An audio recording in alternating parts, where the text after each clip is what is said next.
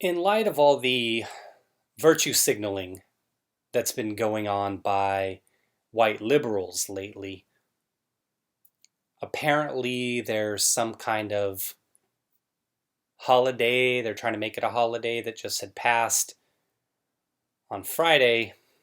I don't even know what it's about. I'd never even heard of it until that day. Something teenth, I don't know. Trump was trying to have a rally that day. But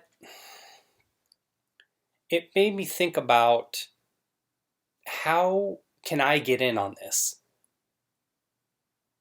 I'm not with the BLM organization, so I'm not able to profit and extort companies the way they have done. I'm not able to get in on that money grab.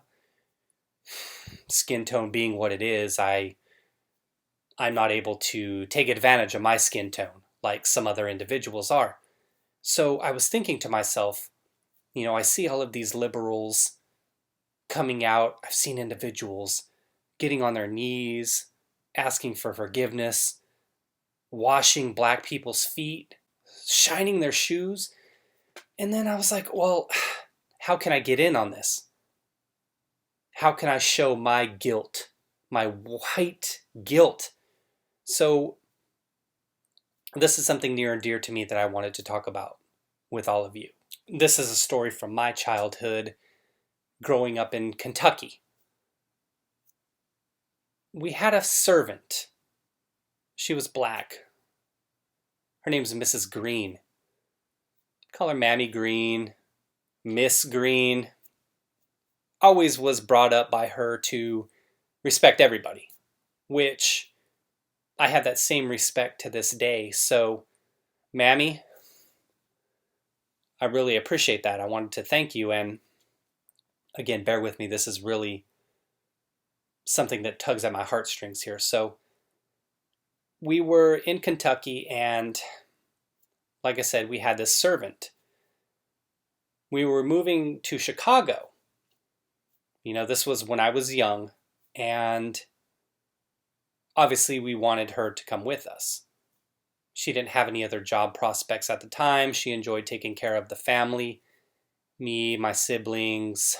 She always took care of us, especially when it came to our meals and everything like that. Taught us respect, as I said before. There's some people you just can't put a price on, if you know what I mean. You really can't put a price on them. People have tried in the past to put prices on people, but not on Mammy Green. No way. So she went with us to Chicago, and somehow, like I said, within our household, again, I can't convey to you the amount of love I had for her. She raised me throughout my teenage and formative years,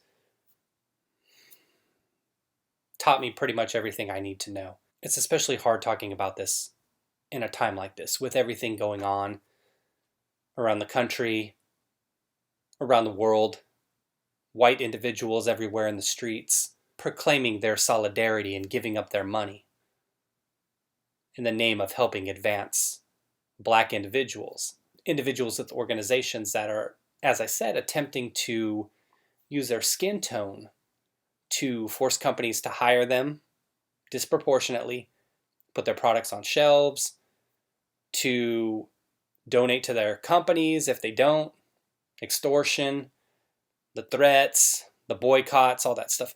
But that's secondary because it makes me think back to a simpler time with Mammy Green.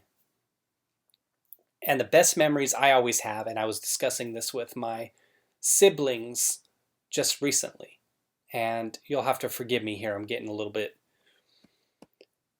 sentimental and choked up, but the greatest times that we had before she left the servitude of our family and went on to become famous in her own right. Yes, she became famous and had her own business, an entrepreneur. That entrepreneurial spirit, really, that's another thing she passed on to me. But